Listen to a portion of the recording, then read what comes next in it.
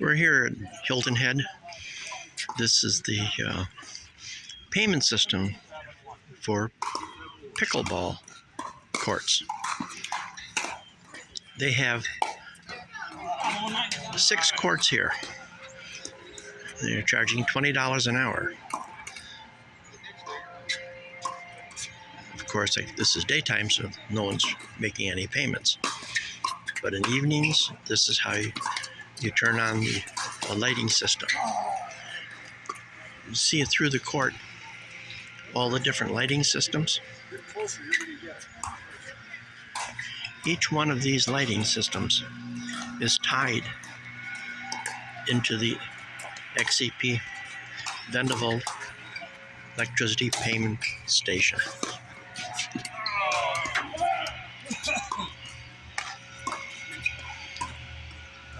Underground, cables go to the main electrical panel. So when payment is made, it sends a signal over to the timer that's located in the main electrical panel. For more information on the Vendaval, contact XCP Corp 352-678-3021 or visit our website at XCP Corp.